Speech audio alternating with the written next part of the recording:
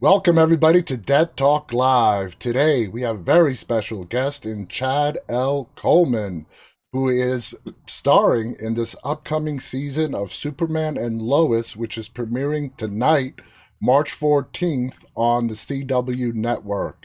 Chad, thank you so much for being our guest today. How's it all going? I'm living my best life, man. Very exciting time. I've That's been anticipating this day, and I'm glad it's here.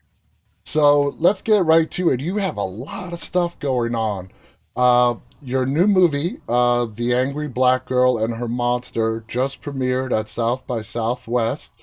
Were you there for the premiere? If you were, what was that experience like?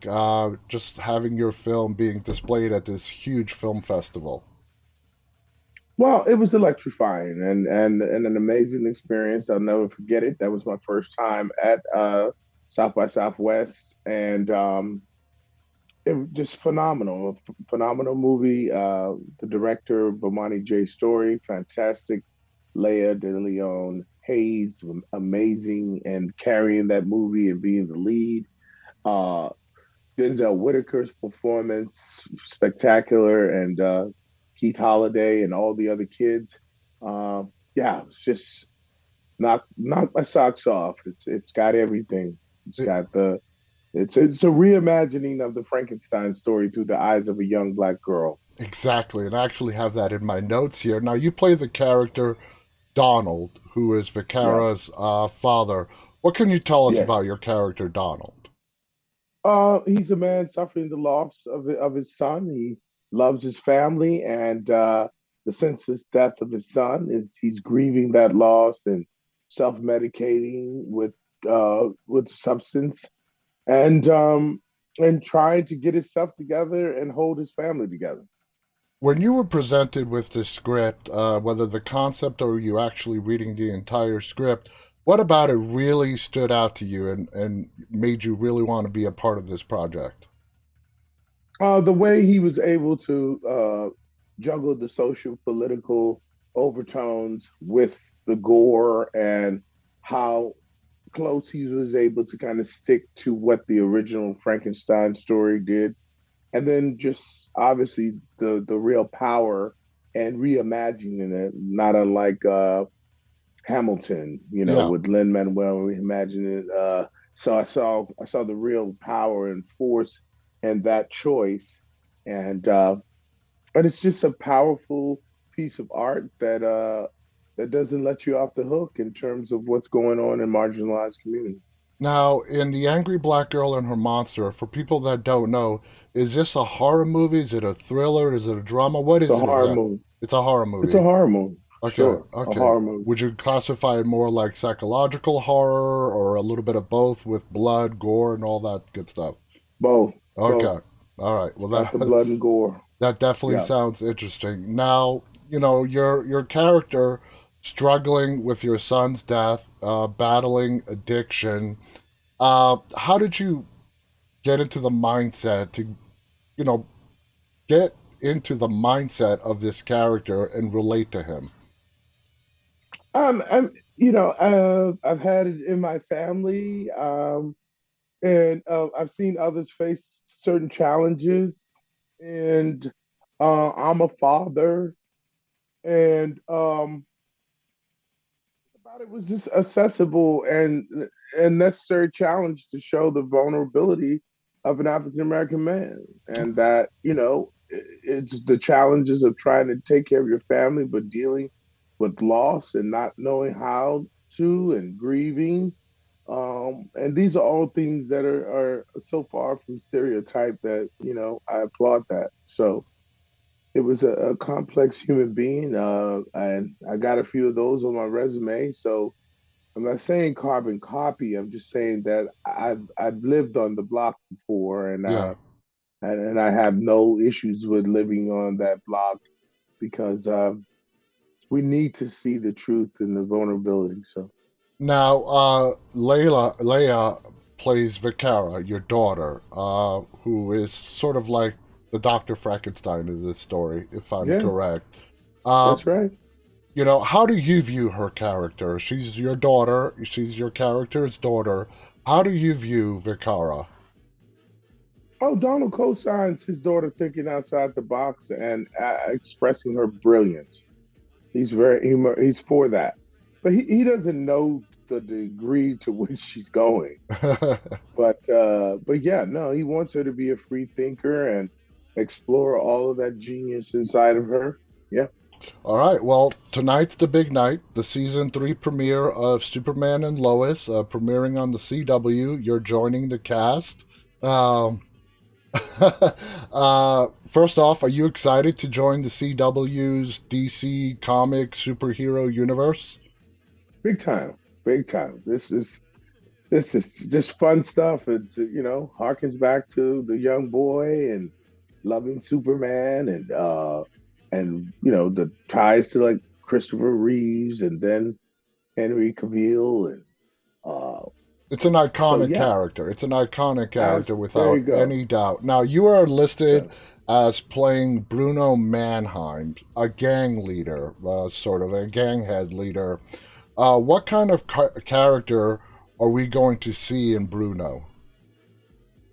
It won't read like that. There's a bit of John Gotti or Bumpy Johnson to him, but he's very classy and he's a father and he's a self-made man and he cares about the community and he cares about his child. He loves his wife. You're going to see a man that's very complex and layered, but his heart is for family and community. So that's what makes some of the complex choices he makes even that much more compelling. Now, in the characters that you play, do you like to inject a little bit of your own take into the character? For example, let's take Bruno. Is there any element that you injected into Bruno that was not necessarily in the script? Hmm. No, this we were. It was a meeting of the minds on this one. You know, what I saw and what they saw was the same, Okay. and yeah. So we didn't have any artistic conflicts, or I didn't need to try to impose something on it. It was all there. I was born to play the role. So Nice. uh, yeah, we Nice. didn't have. There was never any. If anything, it would be because I have this very rich baritone voice. Uh, sometimes it's just like I'm not even trying to lay into it, but they may perceive it that way. Yeah. Yeah. So it was just a matter of calibrating that tone and laying back on it. Now, are we gonna? I don't know if you're able to share this or not, but I'm gonna ask it anyway. Are we gonna be introduced to Bruno tonight or sometime as the season is progressing along? Oh no, he's showing up in a major way right away. So he's They dead. they want this season. The season is very much about him being a formidable foe, dealing with Superman and Lois and John Henry Irons. So the way you described him is sort of like he's not all this bad guy, but he is going to be an antagonist to Superman and Clark That Kent. is correct, Okay. without a question, Okay. without a doubt. But they relate to Superman relates to him different than Clark does. Gotcha. Gotcha. Now, like we said, Superman is such an iconic superhero. What was it like getting on the set with Tyler and Elizabeth, who plays, Clark Kent and Superman and Lois, and working together? Did you guys click right away? Was there chemistry right there? Yeah, without a doubt, everybody's bringing their A game. Wonderful chemistry. He is a very charismatic, gracious, funny guy, and Bitsy's every much a spitfire and so smart and so talented. So they respect my game. I respect theirs, and we liked each other as people, and um, and everybody was all in. Bring your A game. Uh, Glad you're here. Feel like you're gonna be a great benefit to the show, Yeah. welcome me in like that. And we have a few mutual friends and things of that nature too. So, I love yeah. your hat. What does it say? Superman and Lois. Superman and Lois. Awesome. That is Yeah. a great hat. Yeah, I love it too. Now, let's talk a little bit about, your time on The Walking Dead. You were a huge fan favorite as Tyrese. Looking back now, uh, after all this time has passed, you were on the show during its peak viewership. We're talking about 20, 30, sometimes 40 million viewers every Yeah. week. Uh, Looking back now, what kind of impact do you think that had on your career being on that show at that time? I believe that it was a twofold deal. Only two other actors have bookends of The Wire and The Walking Dead. So I think it's always been the tandem of the two that producers, showrunners. Between those two, they have a desire to work with me. That's cool. I would include The Expanse as well, though. Yeah, yeah, You know, definitely. Now, yeah, you were in one of the most iconic episodes, The Grove, where you and Melissa McBride have to deal with the two girls, and where Melissa's character, Carol, had to put down Lizzie. What were your feelings as an actor reading that script? And that episode was also Michael Satrazemis's directorial debut as well. So, yeah, man, there was a lot of stuff going into that episode. What were your feelings on that sure. episode when you read that script? Well, first and foremost, incredibly excited for Magic Mike, as I Yeah. called him, and knowing this was his first time at the helm, and all the conversations and excitement and the willingness to go, you get a Airbnb hotel and stay together, and so it was exciting from that standpoint. And the girls were fantastic pros who understood what was going on as well as we did. Yeah. Uh, and the episode was so heavy. Melissa McBride is just, an incredible artist, and having the opportunity to dance with her is incredible. The girls' parents being there, and it was just an amazing experience. We it was special. That episode has always stood out as like top five, Oh, in yeah. terms of the show. So Yeah. we knew we had what Scott put on that page. We knew it was incredible, and everybody just wanted to answer the call, and we did. There's a powerful moment. I don't think it's that episode where Carol, Melissa's character, reveals to you that she's the one that killed your girlfriend at the Yeah, prison, and that's it. Tyrese forgives her. Very Yeah. powerful moment. Very powerful scene between the two of you. How did you and Melissa handle that? Did you rehearse it, or did it just come out naturally on the first take? Well, we talked about it a lot. We had a lot of time to just talk with each other and talk with the mic, and then it was go time. And once it was go time, I only did it three times. Nice. Yeah. I mean, Or maybe twice, talk.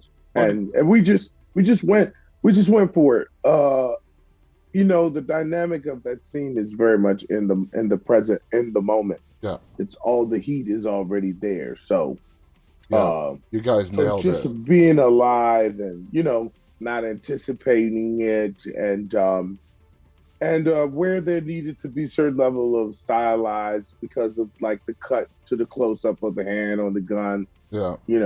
making sure that the audience perceived that he may pick that thing up and take her out. Exactly. We didn't know what was gonna happen. We didn't know yeah. So calibrating that, and it happened. It just happened over two takes. It happened, man. It That's was beautiful. yeah, it was incredible. But Bef- very heavy, very heavy. Very heavy. Great scene. Memorable scene. Before I let you go, the there was a lot of upset fans on in regarding Tyrese's death. They didn't think he got the death that he deserved. Do you agree Mm. with that? Do you disagree with that, or do you I think? disagree with that. I've always disagreed with that. I understand, and I think on some level it has to do with the graphic novel. on some level, what people don't understand is that Daryl Dixon was not in the graphic novel. You would Exactly. have saw a different Tyrese if that character hadn't been created. Mm-hmm. And in fact, Reedus used to say, Reedus thought when I got there, he was going to leave, that it was over for him. He said, I just kept giving you dirty looks because I thought you was going to take my position. I said, well, that couldn't have been further from the truth. Yeah. But so we fashioned a different Tyrese. And I think a lot of the, I'd say, traditionalists have a pushback with that. Yeah. But considering what we put together, that was an homage to that man. Yeah. It, to me, is a standalone episode that if you never knew anything about Tyrese and that's the only episode you saw, you would understand the man. With If the you could do that in one episode, then yeah, you're doing something right. I totally agree with the hallucinations you were having as you were bleeding Yes. out, bit, knew you were Yeah. dying, Yes. and then everybody trying to save you, and Trying that to say, and that but that frustrating was a moment. comedy of errors because they couldn't carry my figure. Little Rick and Glenn, boy, man, they fell 2 or 3 times trying to catch me.